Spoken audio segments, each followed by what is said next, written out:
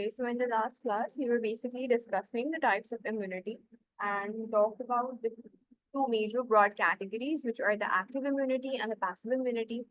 और उसमें हमने बात की थी कि एक्टिव इम्यूनिटी वो इम्यूनिटी होती है जिसमें हमारी बॉडी के इम्यून सिस्टम को ट्रिगर किया जाता है, स्टिमुलेट किया जाता है टू प्रोड्यूस एंटीबॉडीज। एक तो नेचुरल तरीका होता है कि हम अपने इन्वायरमेंट से एक पैथोजेनिक एंटीजन अक्वायर करें और उसके अगेंस्ट हमारी बॉडी नेचुरली एक इम्यून रिस्पॉन्स जनरेट करे, जिसके नतीजे में एंटीबॉडीज प्रोड्यूस हो रही हैं। ऑन द कॉन्ट्ररी हम ये भी कर सकते हैं कि हम ह्यूमन इंटरवेंशन के थ्रू एक वीकेंड, डेड या part of a pathogen, part of N antigen अपनी बॉडी में इंट्रोड्यूस करें सो दैट उस पर्टिकुलर पैथोजन या उस पर्टिकुलर एंटीजन के अगेंस्ट हमारी बॉडी एंटीबॉडीज बनाए। ठीक है, फिर हमने पढ़ा था passive immunity is when the immune system is not producing antibodies itself, instead हम एंटीबॉडीज एक स्पीशी को एक एक्सटर्नल सोर्स से प्रोवाइड कर रहे हैं। वो नेचुरली हो सकती है when the mother's antibodies are exchanged with the baby, whether through a placenta during pregnancy or whether through breastfeeding. Artificial passive immunity ये है कि मैं किसी और स्पीशी से एंटीबॉडीज निकाल के किसी दूसरे स्पीशी में इंजेक्ट कर सकूं। यहाँ तक हमने अपनी वेंसडे वाली क्लास में कवर किया था। हमने कहा था कि हमारे पास एक चीज होती है जिसको हम कहते हैं vaccination. Vaccination is a type of artificial active immunity. Active immunity है तो इसका क्या मतलब है? एंटीबॉडीज प्रोडक्शन स्टिम्युलेट हो रही है by the immune system of the body. Correct. Artificial क्यों है? क्योंकि इसमें ह्यूमन इंटरवेंशन शामिल है। हम कोई पैथोजन, कोई एंटीजन किसी तरह से हम इंजेक्ट कर रहे हैं हमारे सिस्टम में, जिसकी वजह से हमारा जो इम्यून सिस्टम है वो रिस्पॉन्स प्रोड्यूस कर रहा है in the form of antibody production. What exactly is the medical definition of vaccination? So vaccination is a medical service. Vaccination is a medical service offered that involves administration of an injection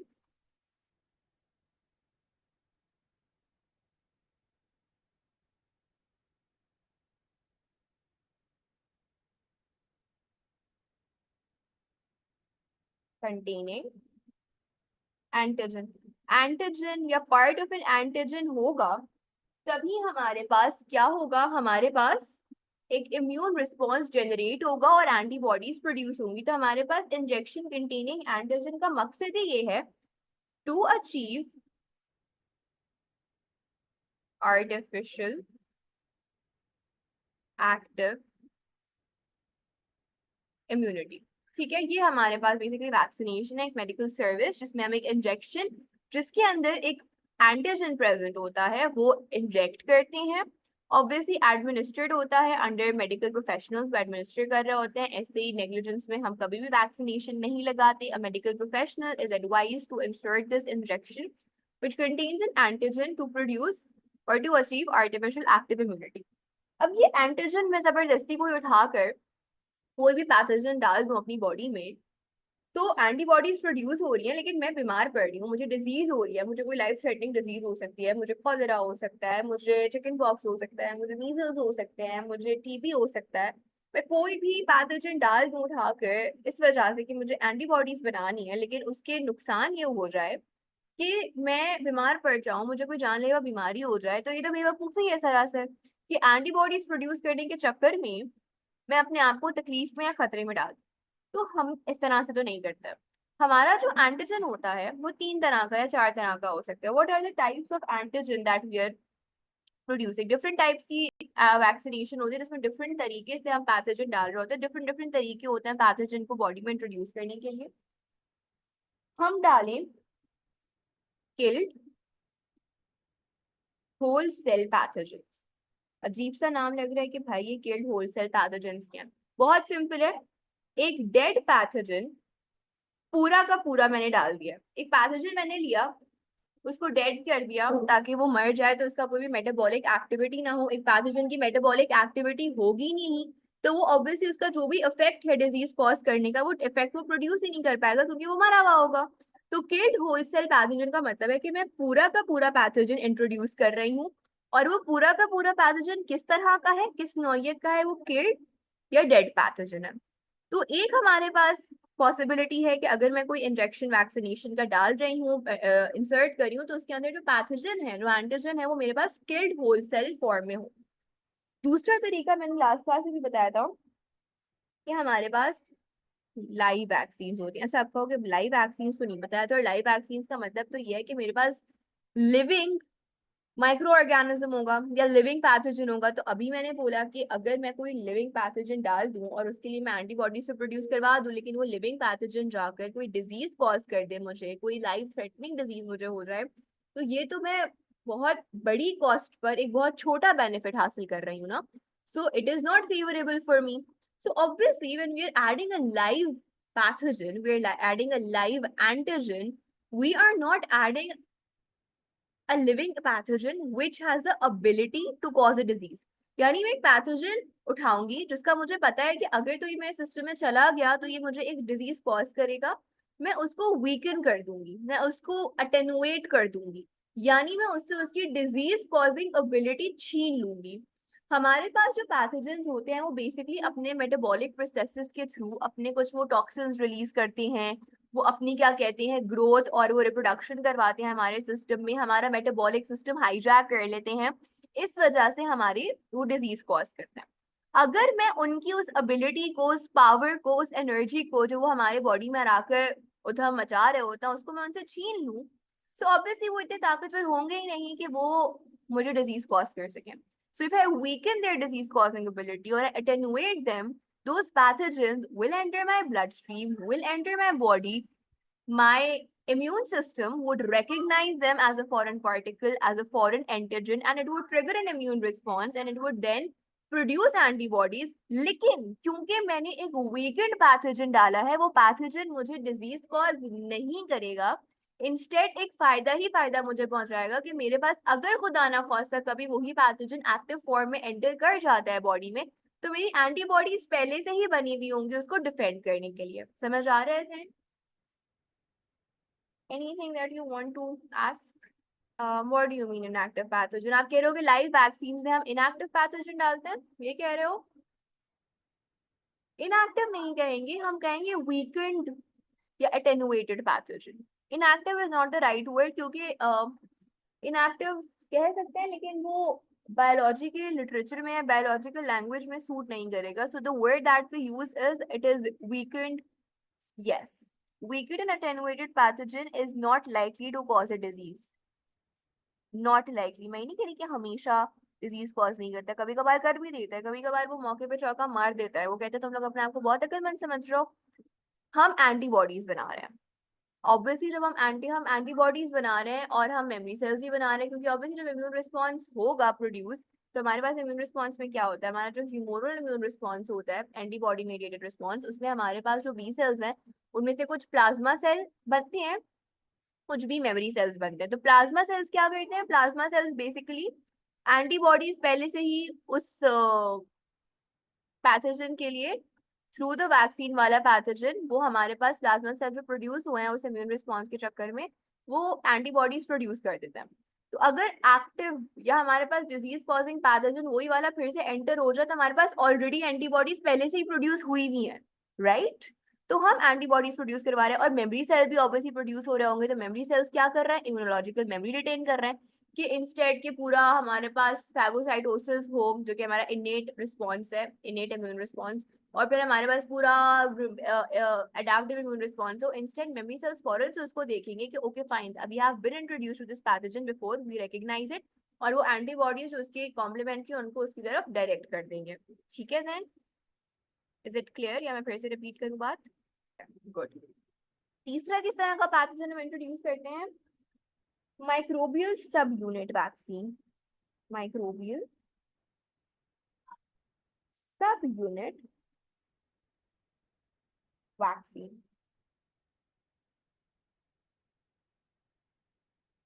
microbe सब unit क्या होता है? For example सब unit ये है कि मेरे पास एक होल है और उस होल को अगर मैं पार्ट्स में डिवाइड कर दूं तो जो उसके पार्ट्स हैं वो उसके सब यूनिट्स बन जाएंगे। फॉर एग्जांपल आपका टॉपिक है इम्यूनिटी। इम्यूनिटी में पहले हमने क्या पढ़ा? हमने क्या कहते हैं इम्यून सिस्टम की डेफिनेशंस पढ़ी, हमने सेल्स पढ़े जो कि इम्यून सिस्टम का पार्ट है, फिर हमने एक्सटर्नल डिफेंस सिस्टम पढ़ा, फिर हमने ह्यूमोरल इम्यून रिस्पॉन्स, सॉरी हमने पहले इन्नेट इम्यून रिस्पॉन्स पढ़ा, फिर हमने ह्यूमोरल पढ़ा, फिर हमने सेल मेडिएटेड पढ़ा। ये सब क्या है? एक लार्जर टॉपिक के सब टॉपिक्स है, करेक्ट? तो मेरे पास पैथोजन एक होल है, ठीक है? ये मेरे पास फॉर एग्जांपल एक पैथोजन है मेरा। इस पैथोजन के फॉर एग्जांपल ये पैथोजन क्या रिलीज करता है? फॉर एग्जांपल टॉक्सिन रिलीज करके ये तबाही मचाता है, या ये कोई और केमिकल एक्स रिलीज करता है और वो केमिकल तबाहियां मचाता है। ये टॉक्सिन या ये जो केमिकल है या ये कोई फॉर एग्जांपल इसका कोई ऑर्गेनील है जो कोई सिक्रीटरी वेसिकल निकालते हैं जिसकी वजह से हमारा डिजीज कॉज होती है। ये सब क्या है? इस पूरे होल पैथोजन के सब यूनिट्स हैं। मैं अपनी वैक्सीन में पूरे पैथोजन को ना इंट्रोड्यूस करूं, इंस्टेड वो सब यूनिट, वो part of the pathogen which is responsible for the disease causing purpose या जो कि पैथोजन को डिजीज कॉजिंग एबिलिटी दे रहा है, मैं खाली उस सब यूनिट को अपने वैक्सीन में डालूं। जैसे कि इसकी एग्जांपल हम लेते हैं टॉक्सिन्स। हमारे पास कुछ पैथोजेंस होते हैं जिनका एक टॉक्सिक इफेक्ट होता है, क्यों? क्योंकि वो हमारे सिस्टम में आकर टॉक्सिन्स रिलीज करते हैं। वो जब टॉक्सिन्स रिलीज करते हैं उन टॉक्सिन्स की वजह से हमें डिजीज होती है और उन्हीं टॉक्सिन्स के अगेंस्ट हमारा इम्यून रिस्पॉन्स एक क्या कहते हैं डिफेंस मैकेनिज्म जनरेट करता है। मैं instead of introducing my entire pathogen मैं क्या करूँ कि यार मैं इतनी बड़ा पैथोजन इंट्रोड्यूस करूँ, इससे बेहतर है कि जो छोटा सा हिस्सा जो असल तबाही का वजह है, जो सब यूनिट रिस्पॉन्सिबल है या जो सब यूनिट ट्रिगर करता है मेरे इम्यून रिस्पॉन्स को, मैं खाली वो सब यूनिट अपनी वैक्सीन में डालूं और वो इंजेक्ट कर दूं। तो फॉर एग्जाम्पल हमारे पास इसमें होती है टॉक्सोइड वैक्सीन। टॉक्सोइड वैक्सीन, अच्छा टॉक्सोइड क्या होता है? एक हमारे पास होता है टॉक्सिन, राइट? टॉक्सिन क्या करता है? डिजीज कॉज करता है। जैसे हमने यहाँ पर वीकेंड पैथोजेंस यूज किए ना, टॉक्सोइड बेसिकली टॉक्सिन की वीकेंड फॉर्म है। यानी टॉक्सोइड का केमिकल केमिस्ट्री माइक्रोबायोलॉजी जो भी है वो ही टॉक्सिन वाली, लेकिन टॉक्सोइड टॉक्सिन से थोड़ा लेस जहरीला है। टॉक्सोइड वीकेंड है, तो मैं एक वीकेंड सब यूनिट को इंट्रोड्यूस करा रही हूँ अपने सिस्टम में। Is this clear? या एनी क्वेश्चंस अबाउट दिस? हमारे पास टॉक्सिन कॉज डिजीज करते हैं ना, हमारे पास डिजीज कॉज क्या कर रहा है? कोई भी टॉक्सिन मेरी बॉडी में आएगा वो डिजीज कॉज करेगा, राइट? मुझे पता है कि एक पैथोजन एक्स है, उसकी जो डिजीज कॉजिंग एबिलिटी है या जो उसकी डिजीज कॉजिंग का रीजन है वो ये टॉक्सिन है। मैं बजाय पूरे पैथोजन को इंट्रोड्यूस करूं, मैं खाली उस टॉक्सिन की एक फॉर्म को ऐड कर दूंगी। अब मसला ये है कि मैं अगर टॉक्सिन को अपने सिस्टम में ऐड कर रही हूँ तो मैं अपनी बॉडी को एक रिस्क पे डाल रही हूँ, राइट? मैं एक टॉक्सिन इंसर्ट अगर अपनी बॉडी में कर दूं तो I am putting my body at a risk of catching a very life threatening disease. I do not want my body to be expose to a toxin which can cause me a life threatening disease. तो मैं क्या करूंगी? मैं toxin को weaken कर दूंगी। For example एक होता है ना, हम कहते हैं कि यार ये तो बहुत स्ट्रॉन्ग पोटेंसी का, इसकी पोटेंसी थोड़ी कम कर दो। या अगर हमारे पास एक फॉर एग्जांपल हाई पोटेंसी की दवा होती है और डॉक्टर ने हमें लेस पोटेंसी की दवा रेकमेंड की होती है, तो हम क्या करते हैं? हम उस बड़ी दवा को जो हाई पोटेंसी की होती है उसको तोड़ के खाते हैं ताकि वो लेस पोटेंसी में हमारे पास रहे। सिमिलरली टॉक्सिन हमारे पास एक हाई पोटेंसी केमिकल है जो कि जाके क्या कॉज कर सकता है? डिजीज कॉज कर सकता है। मैं चाहती हूँ कि मेरा इम्यून सिस्टम इस टॉक्सिन को देखे और उस टॉक्सिन को देखकर एक इम्यून रिस्पॉन्स जनरेट करे, जिसकी वजह से अगर खुदा ना खास्ता ये टॉक्सिन मेरी बॉडी में कभी आ जाए गलती से नेचुरली, तो मेरे पास पहले से ही रिजर्व में एंटीबॉडीज और मेमोरी सेल्स हो इस टॉक्सिन के। बट मैं टॉक्सिन नहीं इंट्रोड्यूस करना चाहती बिकॉज वो मेरे लिए जानलेवा साबित हो सकता है। So what I would do is मैं इस टॉक्सिन की पोटेंसी को कम कर दूंगी, मैं इस टॉक्सिन को वीकन कर दूंगी। तो जो वीकेंड फॉर्म है उस टॉक्सिन की, जो रिलेटिवली सेफर है मेरी बॉडी के लिए और उसके अगेंस्ट इम्यून रिस्पॉन्स जनरेट होगा, वो क्या है? वो टॉक्सोइड है। Is this clear? गुड। फिर हमारे पास आ जाता है genetically engineered vaccine. Genetically engineered vaccine का मतलब है कि मैं जेनेटिकल इंजीनियरिंग के थ्रू वैक्सीन बना रही हूँ, ठीक है? तो कुछ वैक्सीन हमारे पास जेनेटिकली इंजीनियर्ड वैक्सीन भी होती हैं, ठीक है? इस तरह से हम वैक्सीनेशन कर रहे होते हैं। ये हमारे पास 4 टाइप्स ऑफ वैक्सीन होती हैं। Killed whole cell pathogen vaccine, जिस वैक्सीन में हमारे पास डेड पैथोजन हम बॉडी में इंट्रोड्यूस करवा रहे होते हैं। फिर हमारे पास होती है लाइव वैक्सीन, जिसमें हमारे पास एक जिंदा पैथोजन होता है, जिससे हम उसकी डिजीज कॉजिंग एबिलिटी, उसका जहर ले लेते हैं, उसका वीकेंड अटेनुएटेड फॉर्म इंट्रोड्यूस करते हैं हमारे ब्लड स्ट्रीम में। फिर हमारे पास थर्ड वैक्सीन कौन सी होती है? माइक्रोबियल सब यूनिट वैक्सीन, जिसमें हम पूरे माइक्रोब को, पूरे पैथोजन को बॉडी में एंटर नहीं कर रहे, इंस्टेड उसका जो डिजीज कॉजिंग सब यूनिट है उसका एक रिलेटिवली वीकेंड फॉर्म, जो कि मेरे लिए लाइफ थ्रेटनिंग ना साबित हो, उसको इंट्रोड्यूस करा रहे हैं। और कुछ मेरी वैक्सीन जेनेटिकली इंजीनियर्ड वैक्सीन होती हैं। Are we clear on this? Great. अब हमारे पास साइंस में, मेडिकल में एक्सपेरिमेंट्स हो रहे होते हैं, बेहतर से बेहतरीन की तरफ हम मूव कर रहे होते हैं, right? We are progressing, advancements हो रही होती हैं रोज के रोज scientifically.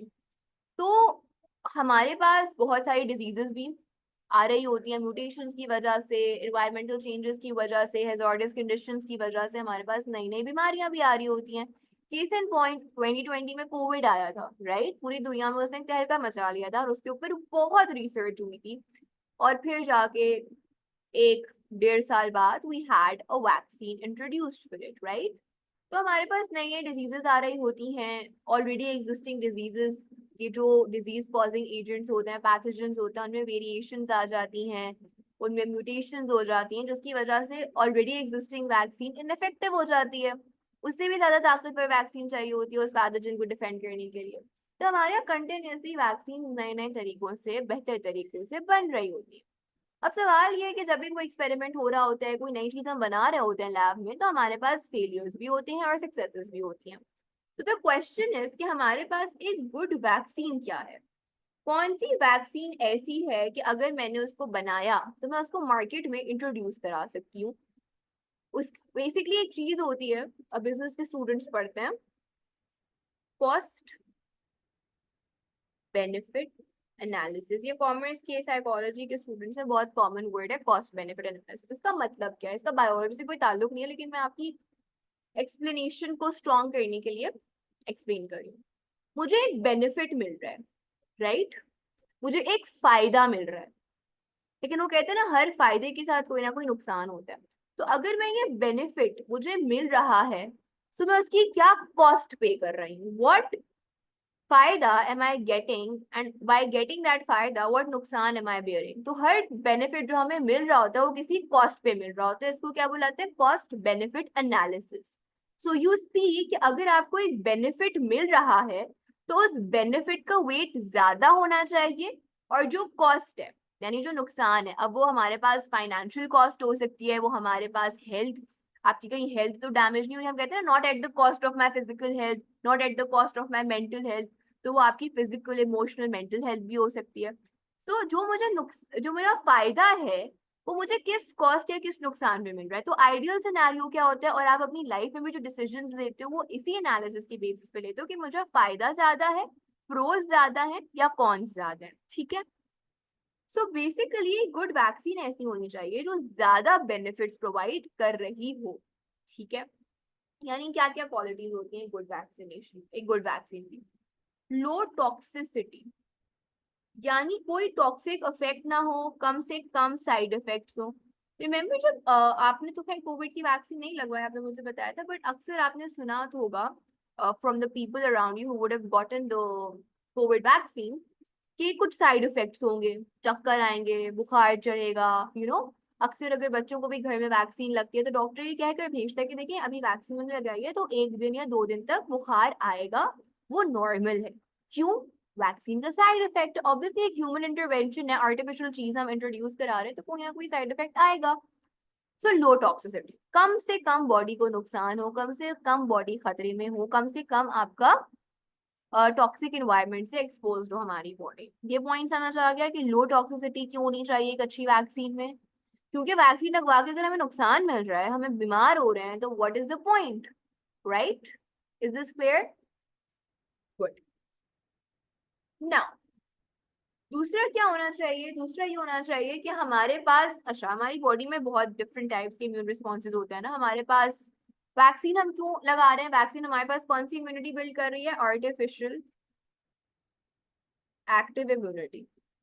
Let's see how much you can recall. Tell me, active immunity क्या होती है? एक्टिव इम्यूनिटी में हम क्या प्रोड्यूस करवा रहे होते हैं? बॉडी को हम क्यों कहते हैं ये एक्टिव इम्यूनिटी है? कब होती है active immunity? It's against a pathogen. Okay, right. Immunity तो प्रोटेक्शन अगेंस्ट अ पैथोजन है, दैट्स करेक्ट. एक्टिव और पैसिव इम्यूनिटी में क्या फर्क है? एक्टिव इम्यूनिटी में भी प्रोटेक्शन अगेंस्ट पैथोजन है, पैसिव इम्यूनिटी में भी प्रोटेक्शन अगेंस्ट अ पैथोजन है. What is the basic difference between active and passive immunity? एक में मेरी बॉडी का एक system, passive is continuous and active is not continuous. That is what you are saying. What do you mean by continuous? हर वक्त हो रही होती है? हर वक्त तो कोई भी इम्यूनिटी हमारी नहीं हो रही होती, क्योंकि हर वक्त हम ओके.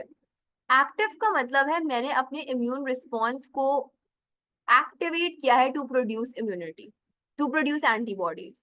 इम्यूनिटी बिल्ड होने का मतलब हमारा मेडिकल लिटरेचर में ये होता है, बायोलॉजिकल लिटरेचर में ये होता है. इम्यूनिटी का मतलब है अगर मेरी बॉडी में एक डिजीज या एक पैथोजन को कॉम्बैट करने के लिए एंटीबॉडीज प्रेजेंट हैं, तो मैं उस डिजीज से इम्यून हूँ. Antibodies are basically like soldiers on the front line. ठीक है, सोल्जर्स जिस तरह से हमारे बॉर्डर्स को डिफेंड कर रहे होते हैं, हमारी कंट्री को प्रोटेक्ट कर रहे होते हैं, बिल्कुल उसी तरह से हमारी जो बॉडी में एंटीबॉडीज हैं, they're our soldiers, there are warriors. वो हमें हमारी डिजीजेस से प्रोटेक्ट कर रही होती हैं. इम्यूनिटी बिल्डिंग का ये मतलब है कि हमारी बॉडी में एंटीबॉडीज अगर प्रेजेंट हैं, तो हमें पूरा जो इम्यून रिस्पॉन्स है इतना लंबा चौड़ा जो हम पढ़ते आ रहे हैं from the very start of this chapter, वो नहीं ट्रिगर होगा. ऑलरेडी एंटीबॉडीज हैं, वो जाके फाइट करके खत्म कर देंगे. इम्यूनिटी का मतलब है do we have those antibodies, right? So active immunity का मतलब I am forcing, or I'm not forcing, a pathogen is triggering my immune system to produce antibodies. In passive immunity, I am not forcing my system to produce antibodies, rather I am inserting antibodies from an external source. या किसी और, for example mother को child से transfer हो रही है, या अगर मैं किसी और स्पीशी की एंटीबॉडीज दूसरी स्पीशी में इंसर्ट कर रही हूँ, मैं ऑलरेडी बनी बनाई एंटीबॉडीज उसको फराहम कर रही हूँ. पैसिव है, बॉडी ने कोई काम नहीं किया, लेकिन बॉडी को फिर भी एंटीबॉडीज मिल रही है, उसने खुद से हिलजुल कर प्रोड्यूस नहीं किया एंटीबॉडीज. पैसिव इम्यूनिटी का मतलब है एंटीबॉडीज बॉडी खुद प्रोड्यूस नहीं कर रही है, इम्यून रिस्पॉन्स क्या कहते हैं, इम्यून सिस्टम एंटीबॉडीज प्रोड्यूस नहीं कर रहा है. इंस्टेड उसको कहीं और से आराम से पकी पकाई एंटीबॉडीज मिल रही हैं.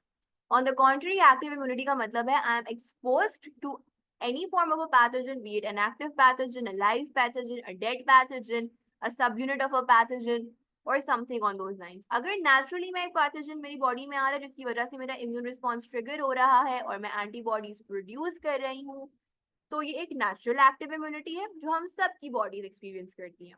Artificial active immunity का मतलब है कि humans खुद blood में पैथोजन किसी फॉर्म में, या तो डेड फॉर्म में या लाइव फॉर्म में या माइक्रोबियल सब यूनिट की फॉर्म में जेनेटिकली इंजीनियर करके ऐड कर रहे हैं ब्लड सिस्टम में, ताकि इम्यूनिटी बिल्ड हो. नेचुरली कोई चीज आपको अटैक नहीं करी, आप जबरदस्ती एक फॉरेन मटेरियल इंसर्ट कर रहे हो बॉडी में to produce an immune response against it, जिसकी नतीजे में एंटीबॉडीज बनेंगी. So active immunity, antibodies are being produced by your own immune system. And passive का मतलब है पकी पकाई एंटीबॉडीज उसको कहीं और से, किसी और सोर्स से मिल रही है. Now is the difference clear? Good. So if I ask you, or anybody asks you, what is the difference between active immunity and passive immunity? Active immunity body खुद अपनी एंटीबॉडीज बना रही है, passive immunity बॉडी को कहीं और किसी external source से एंटीबॉडीज मिल रही हैं. अच्छा, हमारे पास खाली इम्यून सिस्टम में या इम्यून रिस्पॉन्स में हमें पता है कि खाली एंटीबॉडी से प्रोड्यूस नहीं हो रही होती. हमारा ह्यूमोरल इम्यून रिस्पॉन्स में खाली एंटीबॉडी मेडिएटेड इम्यून रिस्पॉन्स होता है.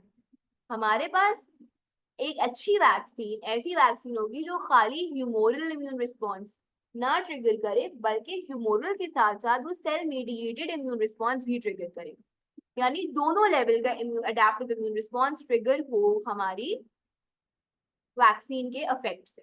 सो a good vaccine is a one which triggers or which stimulates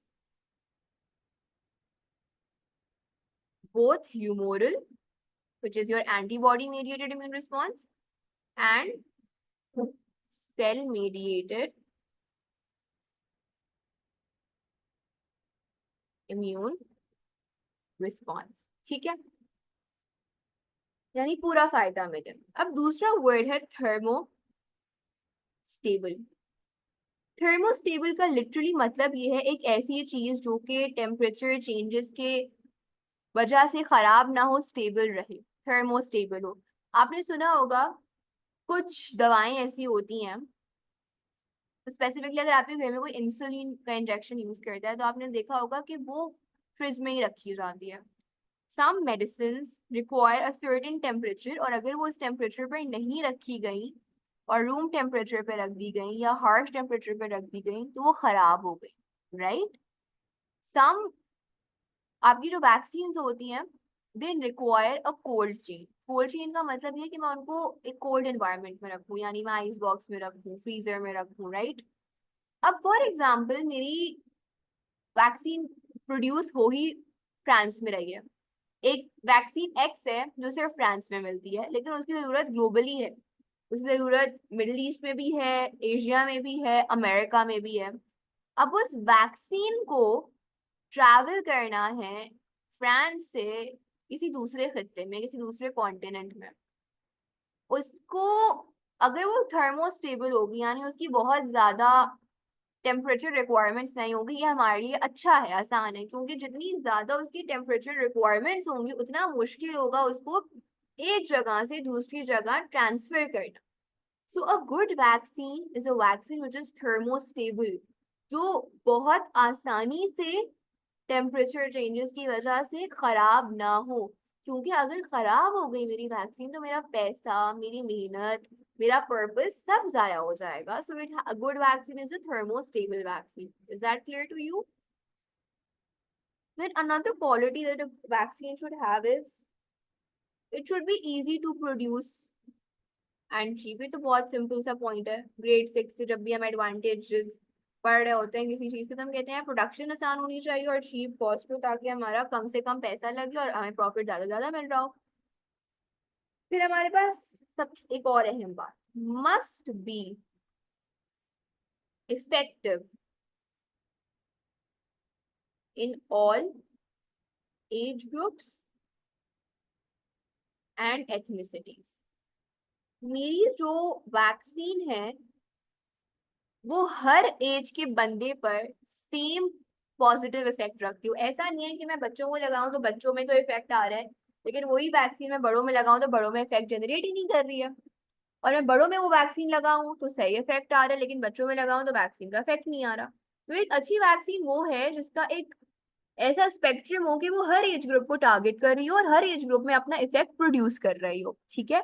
and the next part of the statement says that it should be effective in all ethnicities. African का जो genetic makeup होता है that is different from Asian people.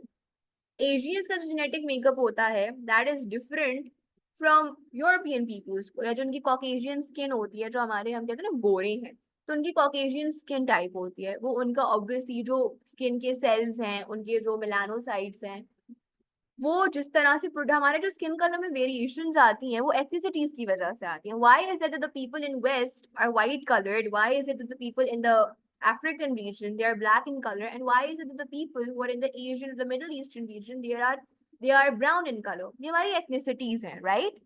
Different ethnicities में different genetic makeup होता है, different genetic, sorry, different biological vulnerabilities होती है।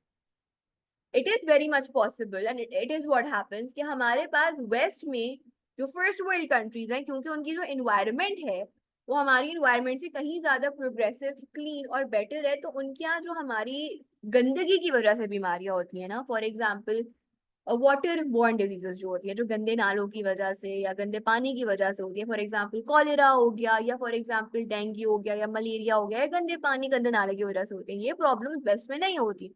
तो वेस्ट की जो बीमारियां हैं वो डिफरेंट होती हैं फ्रॉम द बीमारियां which the people of Pakistan, Bangladesh और इंडिया आर फेसिंग। तो हमारे पास biology and genetic makeup varies across different ethnicities.